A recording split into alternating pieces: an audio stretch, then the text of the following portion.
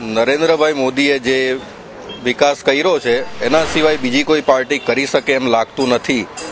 એટલા માટે મેં ભારતીય જનતા પાર્ટીને મેં વોટ કરેલ છે. ભારતીય જનતા પાર્ટીની એમાં કોઈ શંકાને સ્થાન નથી અને નરેન્દ્રભાઈ મોદી ફરી પાછા સત્તા ઉપર બેસે એનો મને પૂર્ણ વિશ્વાસ છે. જીતેગા ગુજરાત.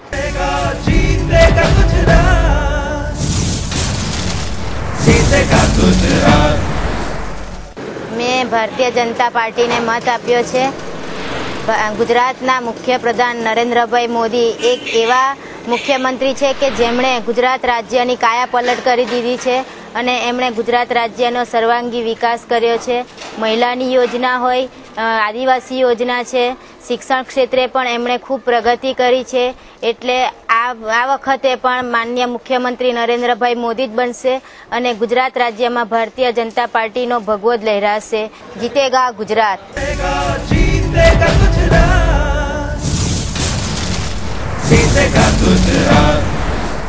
મેં ભારતીય જનતા પાર્ટીને મત આપ્યો છે અને મુખ્યમંત્રી નરેન્દ્રભાઈ મોદીની સરકાર વિકાસો સારામાં સારા કરેલા છે. આદિવાસી યોજના હોય, શૈક્ષણિક યોજના હોય, તમામ યોજનાઓ આજે જેવી રીતના કે દરિયાની પણ એક યોજનાઓ સારામાં સારી મૂકેલી છે. મુખ્યમંત્રી નરેન્દ્રભાઈ મોદીની સરકાર બનશે એ મને સંપૂર્ણ વિશ્વાસ છે. જીતેગા ગુજરાત.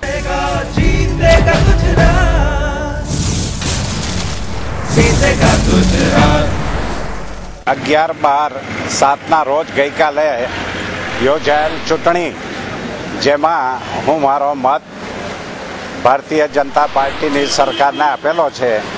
ખાસ એટલા માટે કે ભારતીય જનતા પાર્ટીની સરકારે એટલે કે નરેન્દ્રભાઈ મોદી ખૂબ કુશળ વહીવટ કરતા, તેમજ નર્મદા સરોવર ડેમ કે જેનું પાણી પહેલી જ વખત સૌરાષ્ટ્રમાં ગયા વર્ષે પહોંચ્યું અને કચ્છ સુધી પણ પહોંચાડવાનો તેઓએ પ્રયત્ન કર્યો.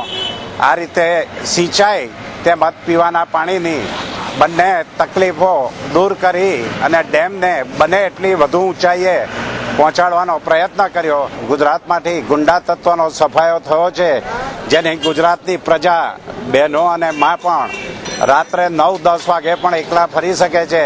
જેનો સચોટ દાખલો છે કે સુરક્ષાની રીતે ગુજરાત કેટલું સફળ રહ્યું છે.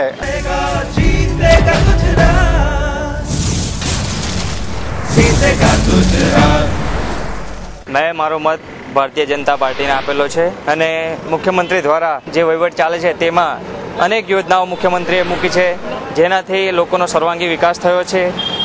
આ યોજનાઓમાં સાગર ખેડૂ જેવી યોજના, વનબંધુ યોજના, ચિરંજીવી યોજના, જ્યોતિર્ગામ યોજના, આવી અનેક યોજનાઓ દ્વારા આખા ગુજરાતનો સર્વાંગી વિકાસ આવા જ મુખ્યમંત્રી કરી શકે. જીતેગા ગુજરાત.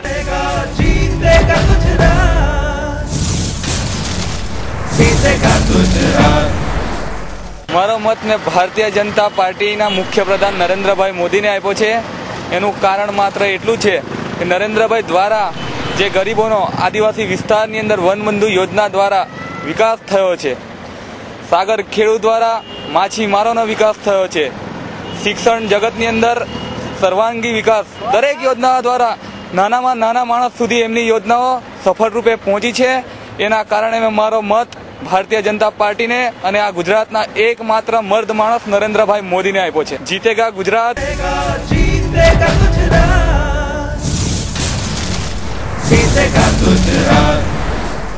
ગુજરાતનો વિકાસ દર 14% છે, એ સામે ભારતનો વિકાસ દર 9% છે.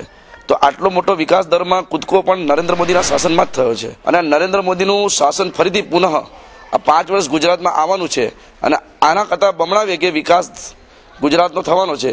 એમાં મને કોઈ જાતનો સંકોચ નથી. હું અટલ વિશ્વાસ સાથે કહું છું કે ગુજરાતમાં ભારતીય જનતા પાર્ટીની સરકાર પુનઃ રચાવાની છે અને નરેન્દ્ર મોદીનું શાસન ગુજરાતની પ્રજાને મળવાનું છે. જીતેગા ગુજરાત.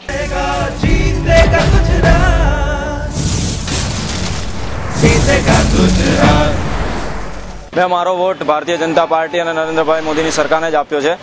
એનું કારણ છે કે નરેન્દ્રભાઈએ સાગર ખેડૂ યોજના, વનબંધુ કલ્યાણ યોજના, જ્યોતિર્ગ્રામ યોજના જેવી તમામ યોજનાઓ જે એક વ્યક્તિ, એક સમાજ માટે નહીં પરંતુ સમગ્ર ગુજરાતના વિકાસ માટે આપેલી છે અને મને ખાતરી છે કે ફરીથી એકવાર નરેન્દ્રભાઈ મોદી જ આ ગુજરાત પર શાસન કરશે. જીતેગા ગુજરાત.